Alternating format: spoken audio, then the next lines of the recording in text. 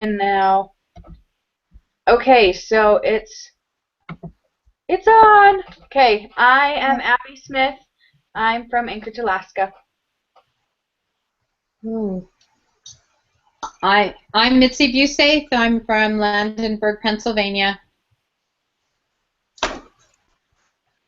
I'm Carly Lish, and I'm from Raleigh, North Carolina.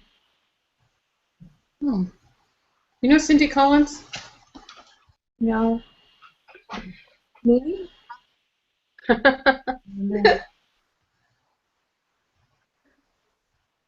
Go ahead, everybody go up. And then I'll go. I'm Chriselle Shirtliff, and I am living in Denver, Colorado. I'm originally from Ingham, Idaho. Oh, I love Ingham, Idaho. I sang there once. Did you really? I did.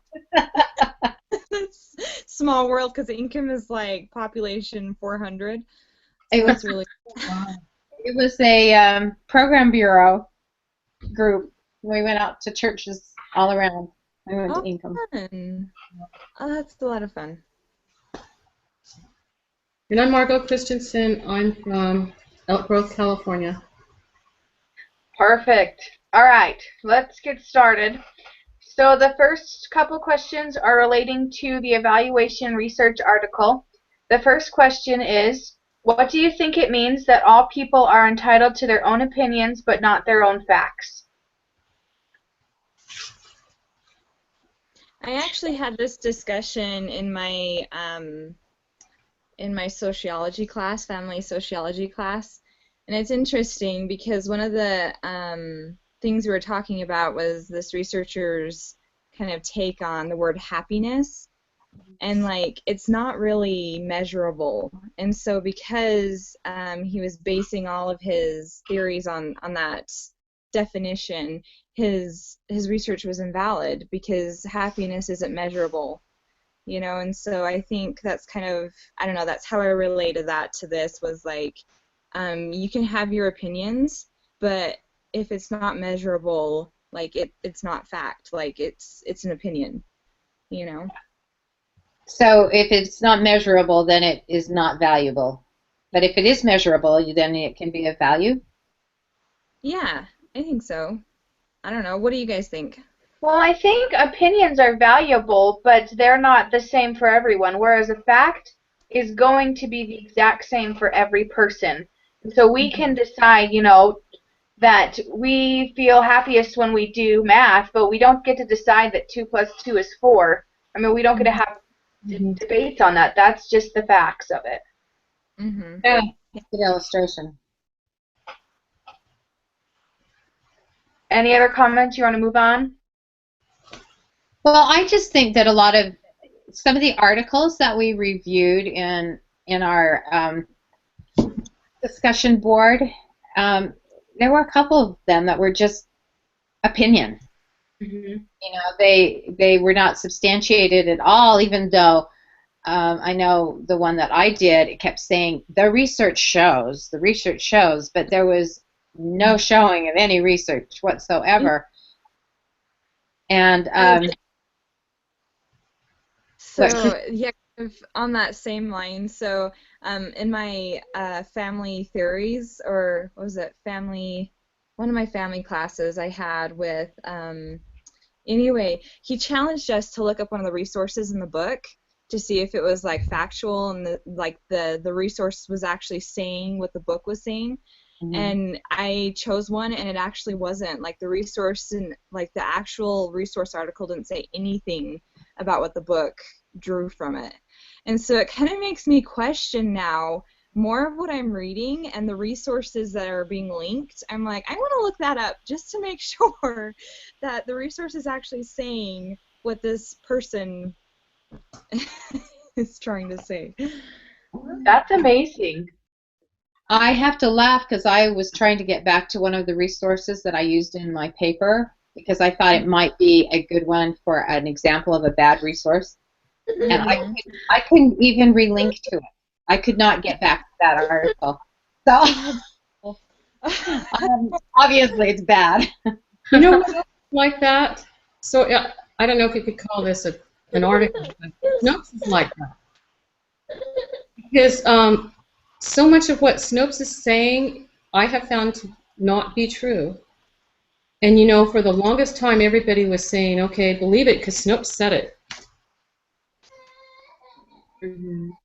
So, who are we talking about? About who? Snopes. Oh, okay. You know about Snopes? Nope. It's like they're the word on everything. They tell you if something is true or not. And I don't even agree with one source that says, no, this is not true, or yes, this is true, and everybody was going to it saying, well, it's got to be true because, or it's not true because Snopes said it wasn't. Okay. We're so vulnerable, or so easily swayed, I think, by opinion. And I mean, just even when you listen to the news, you know, it just riles you up and gets you wanting to get out there and be involved. But how do we know it's true? We don't. Yeah, I feel like you have to do so much research to know if what you're hearing is actually true. And I think that our society, nobody wants to put that much time into it to really, or not nobody. I mean, there are definitely people that do, but, you know, so many of us, I know I'm in it where, yeah, where I just hear something and I take it as truth and I don't look into where they hear that and or how many times do you Google something and like click on the first link, you know, and believe, you know, I do that all the time. It's horrible, but yeah. Well, and I think if we hear what we want to hear, if we like what we hear, then it's easier for us to believe that it's true. You know what else? You can't even believe all the news reporters, because we had something happen in my area, and somebody in our ward was, what do you call it? They were questioned. Anyway, and then they put on the news what she said, and she said, I did not say that. It was completely different than what she said, but they thought, obviously, that it was eye-catching. So they changed her words. We can't even believe the news all the time. And I think, did you guys watch the video, like the Studio C video that, it was kind of silly, but I think that it definitely illustrates the fact that even if you feel like you know the truth, there are opinions that can be thrown at you, and it will make you waver just a little bit, because everyone has a different opinion. Everyone might not know the truth, and so, I don't know, to me it was just a great illustration that everyone has a different opinion. There is only one fact. And did you read the quote after there that ties so well in with what you're saying about how, like, in promoting immorality, it vowed that 50 million people can never be wrong. And he says, but in fact, 50 million can be wrong. Yeah, I like that a lot. I liked that Regis really, like, he pushed him to make him doubt what he knew. And I think that happens, like, I feel like I have opinions on things, and then you go to talk to someone who's so opinionated that they just, like, kind of force it on you, and you're like, oh, okay, I don't know then.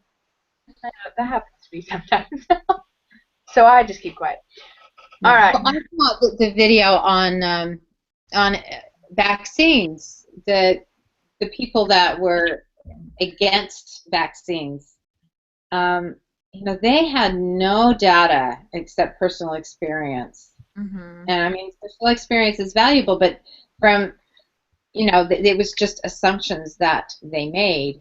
And I think it's interesting how powerful they have been without having, apparently not having a lot of research to support their side. Anyway, I interrupted you. I'm sorry, Abby. No, I don't remember what I was saying. But let's go on to the next question. So it's why can statements that begin with "I've heard" or "you know they say" be so dangerous when articulating your point? I think that I've heard that people say this in church all the time. Yes, Like they one time do. I heard this quote, I don't know by who, but I think when that goes around so many times, we lose the real doctrine of the quotes because someone says, I heard a talk, oh, in class I heard somebody say, and then you never know where it came from, and you never know what it truly said. And so this really dilutes the facts into something that becomes very much not true. Mhm. Yeah, I hear that all the time in church too. Or like that whole saying like I've heard of one quote specifically where he never said it would be easy, he only said it would be worth it. And like so many in my gospel doctrine class raised their hand and was like, where does that say that in the scriptures? And nobody could find it, you know? Yeah. There's that and that the Constitution is going to be hanging on a Yeah. thread. Or Yeah. that one about the second coming. Mm-hmm. You know, we've been ready for it for a long time now. Yep. So to me, that is a warning sign that you don't have a lot of backup and that this is an opinion or somebody else's opinion that you liked. Again, it's something that you liked. By the way, I like your mural of Christ, Rochelle, in the background. Thanks. Just keeps us right on track here. Yep, just have to have him with us, you know. Perfect. Well, this leads kind of to the next question. So far, we have learned the importance of having the doctrine in our hearts. Why do you think it's also important to have good science in our minds and in our mouths?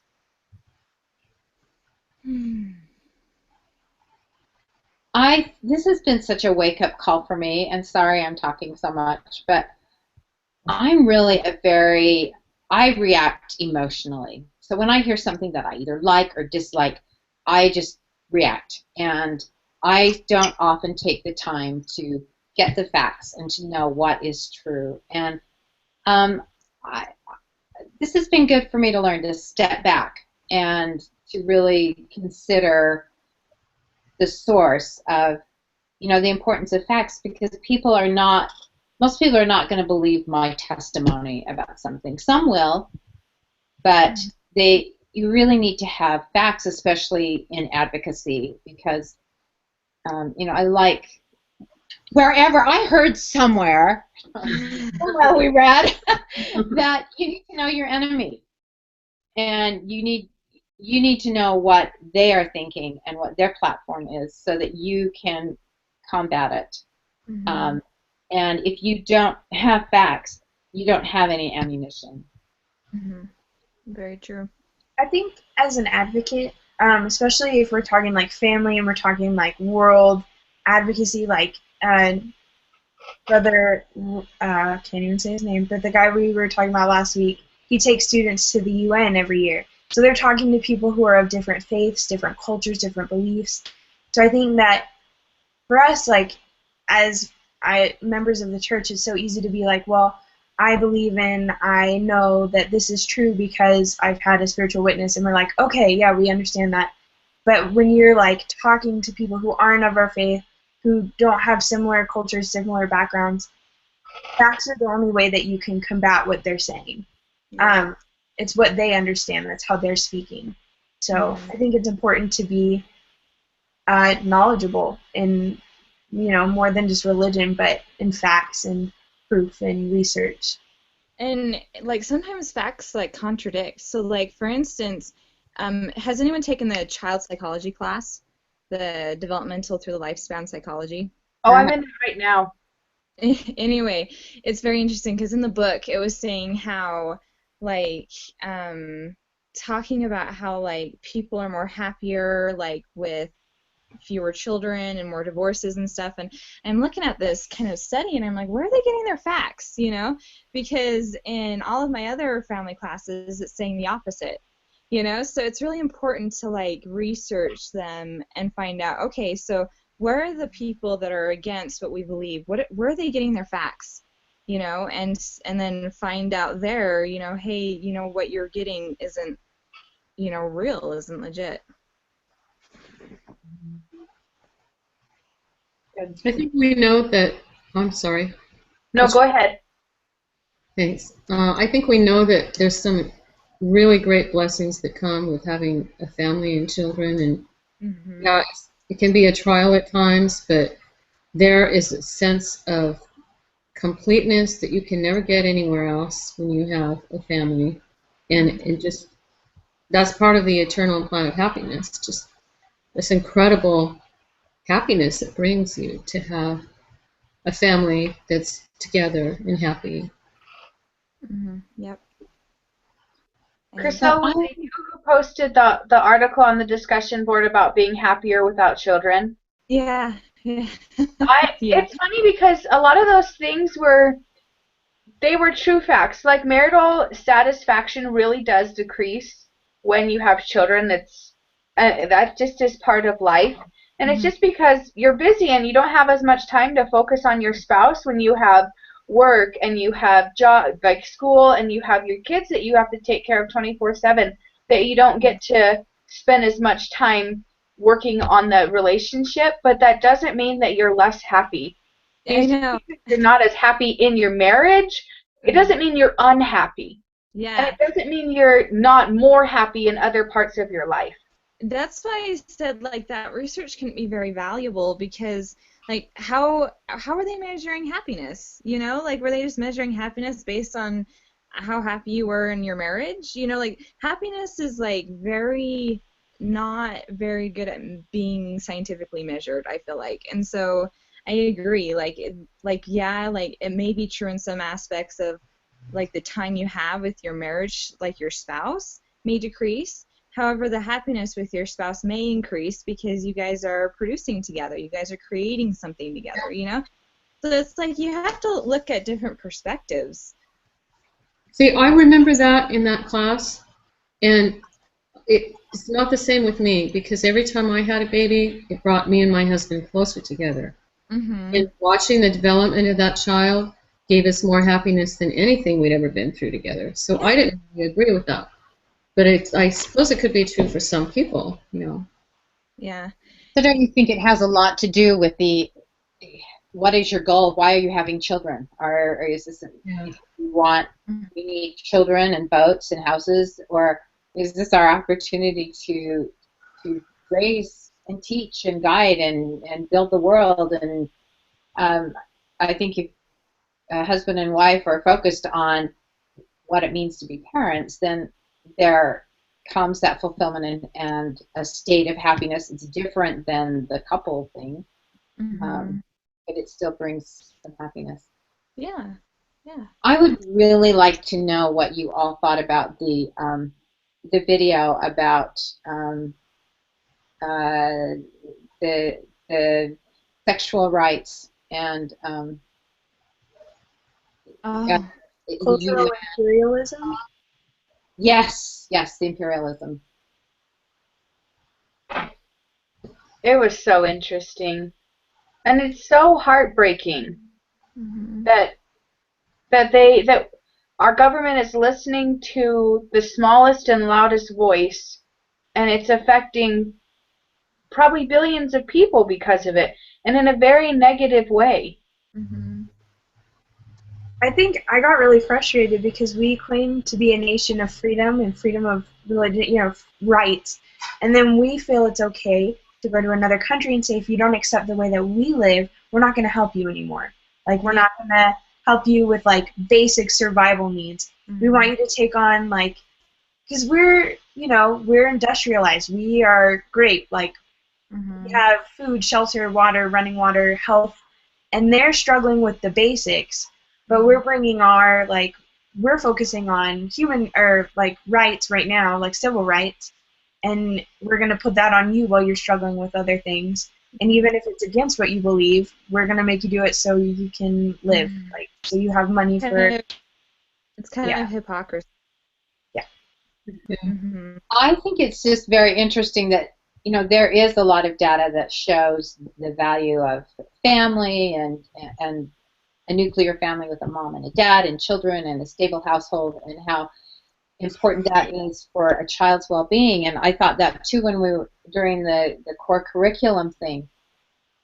improving our schools is not going to happen by by creating a new curriculum.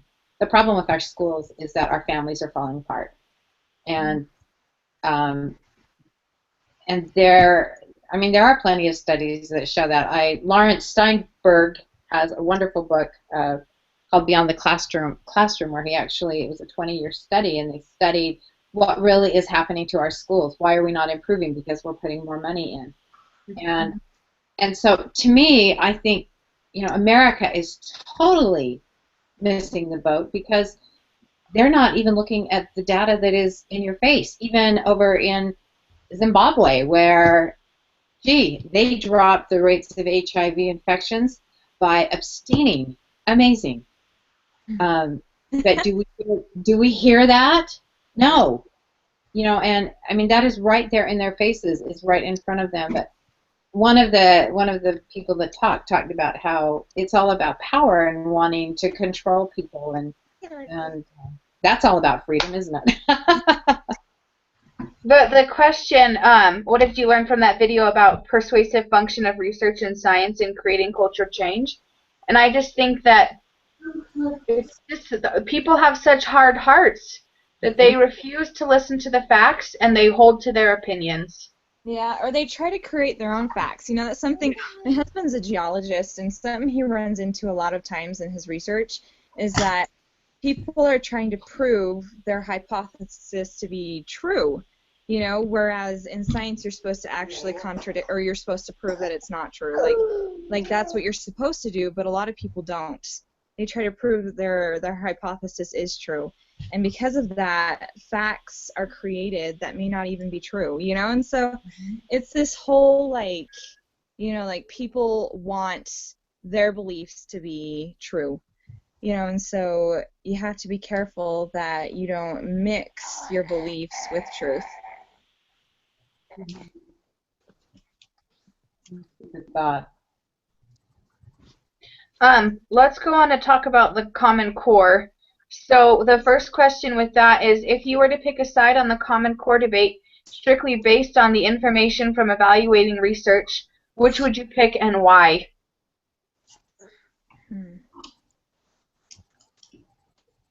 I totally would be on the side of against the core curriculum.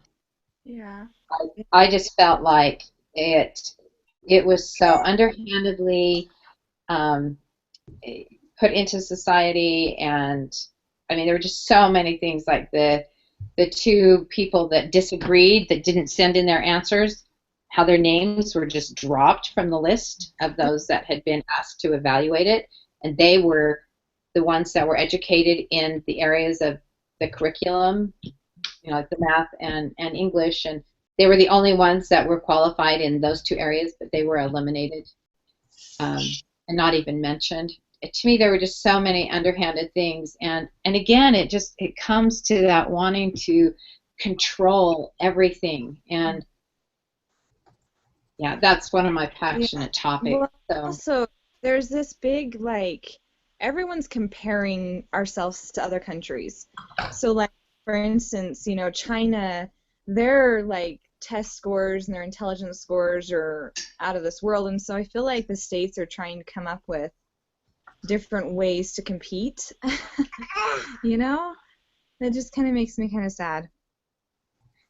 I liked the commentator's comment about, are we creating, whose children are these, and are we creating robots, or are these human beings that are living, breathing, thinking?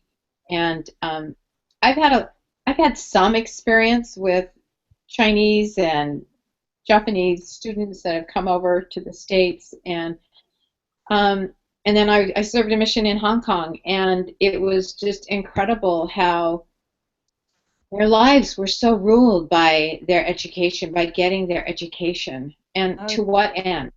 Were they happy? Were they broad-minded? I don't know. I just don't. The suicide rate was incredibly high, at least when I was there, because the kids, if they can't pass their exams, there's nothing for them.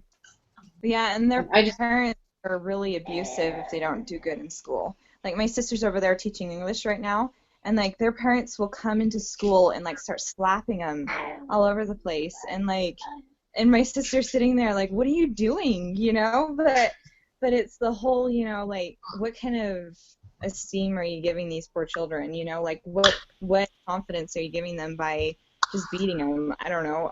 I'm not exactly for that, but. Well, Oh, go ahead, Margot. Sorry, I always start at the same time you do. no, you go ahead, because I might take a little time. Oh, I was just going to say, another guy was talking about, you know, even in our own country, we have people that are living in rural places where they're not getting an education until they're a lot older, and then we expect them to take the same tests as people who've been going to school since preschool.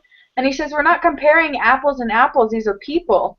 And I think that's so important to remember, like you were saying, like, we have to remember that they're not robots, they're not people. We can't just put two people in a room, give them the same test, and expect that they'll both pass it.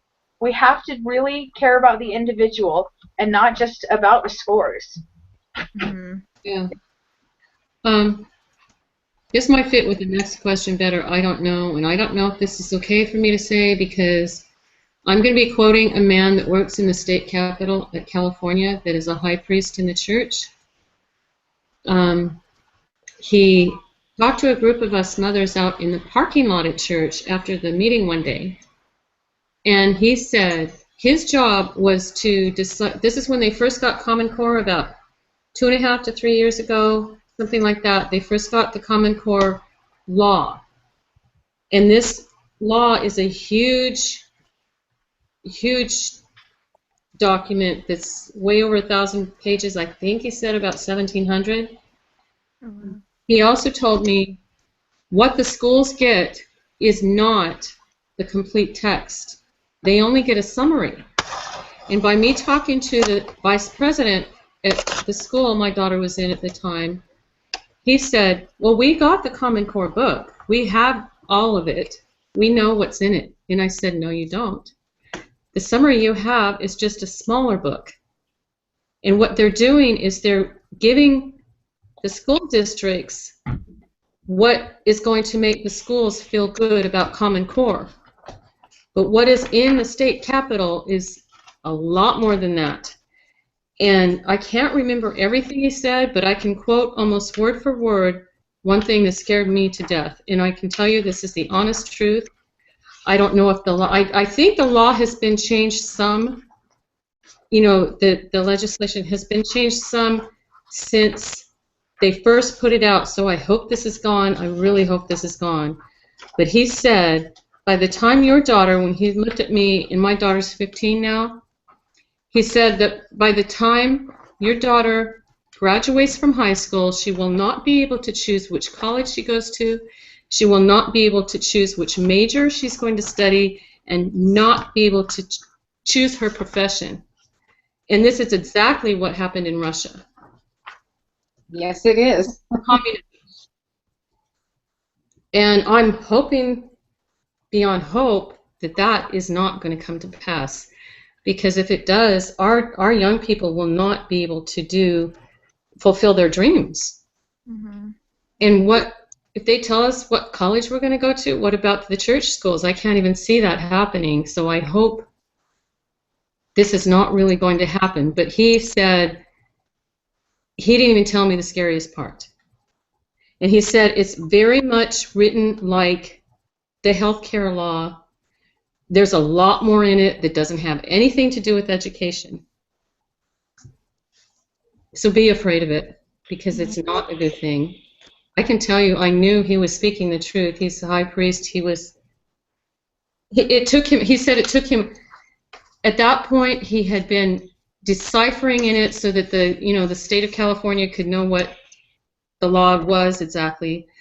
He'd been working on it for 4 months, and he was only about halfway through. Goodness.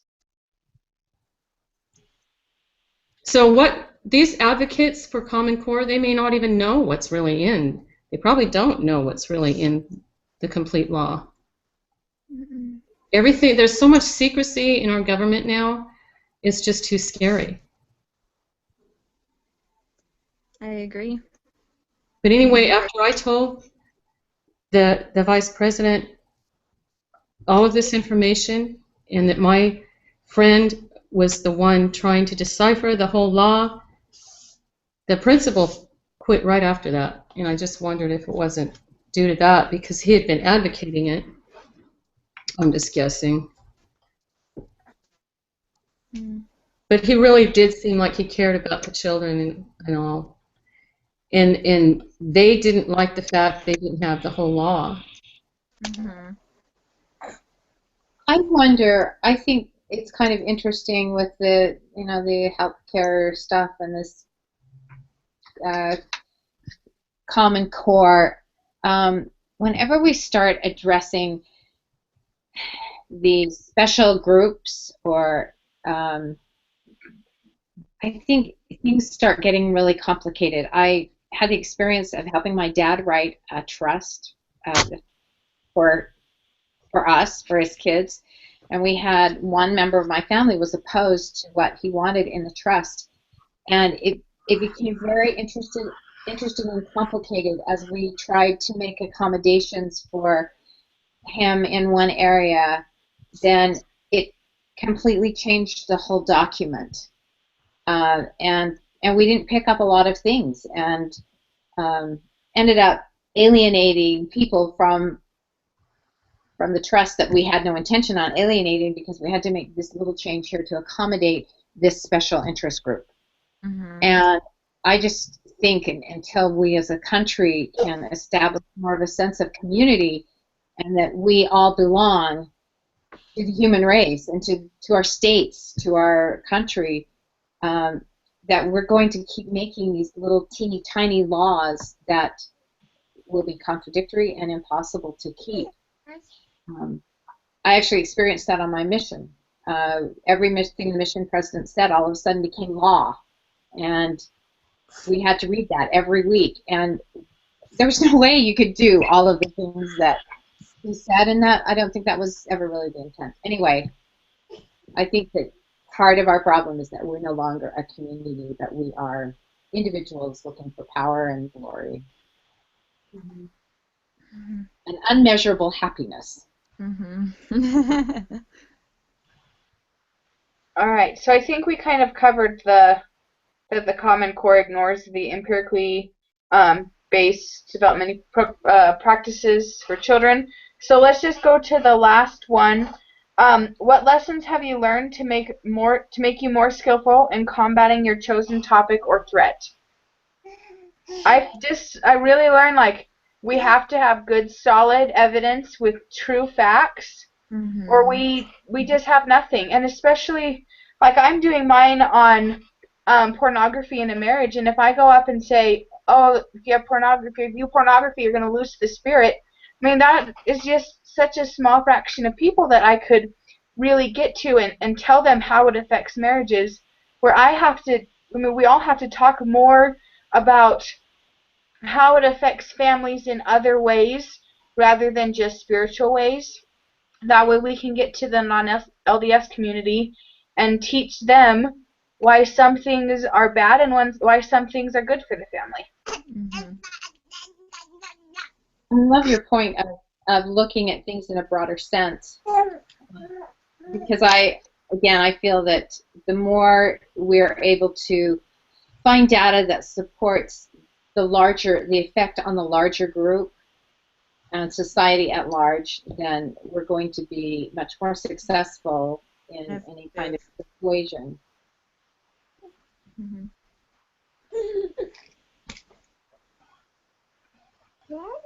Okay, does someone want to go ahead and summarize? Are there any last thoughts before we do that? What do you mean? You mean on the document that's created? Or summarize our meeting, because we've gone almost 40 minutes. You mean, so like when our discussion? Do a summary of our discussion. Do you look at the video while you create the summary? Can you do that? No, I mean, just like right now, just say what we talked about. Okay, well, I just look at my printout. Somebody else do it. I don't know. Go for it. Margo, why don't you sum us all up? Who, me? Yeah. Sum us all up. Okay, we started out talking about how people are entitled to their own opinions, but we need solid, valid research to back up statements that are being made.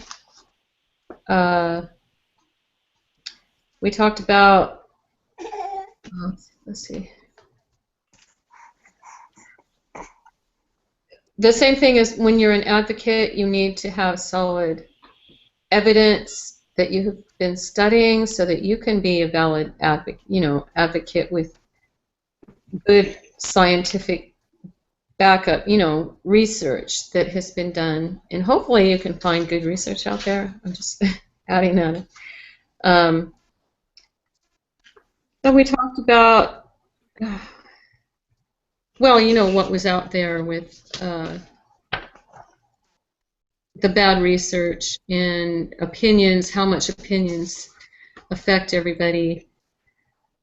And many people just believe what's being said to them without really looking into the evidence. And we talked about Common Core. I don't know what everybody feels about that, but I hope I don't offend anybody. That things are being done in secret that we don't know about, and all of a sudden it's being forced on us. I do have a question. I'm just curious. I don't know if anybody has anybody in junior high, but my daughter's book in junior high, her history book, the biggest chapter, it was about 3 times bigger than any of the others, was about Islam. In the big centerfold was this beautiful picture that said Islam at the top, and talked about all these wonderful, glorious things that they've done and how they started out basically all the great things in the world started with them.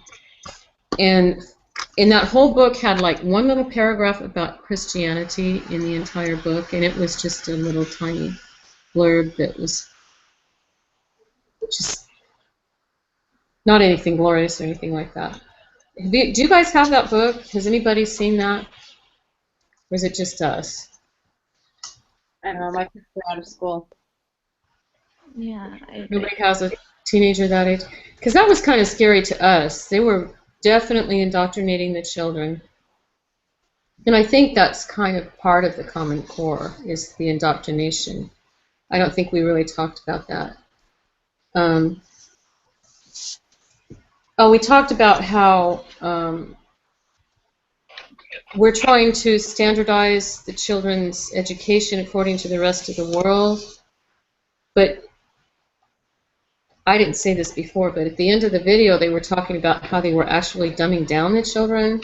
They had to adjust the SAT test so that, how did they say that? More children could pass it or something like that. But the statement was something like dumbing down the children. The colleges had to go to the level of the high school instead of the high school reaching the level of the colleges. Is that what they said in it? That was one of the comments they made, yeah. Did I hit everything pretty good? I don't know. Yeah, I think you did a great job. Yeah. Thanks. Okay, I'm going to go ahead and stop the recording. Okay.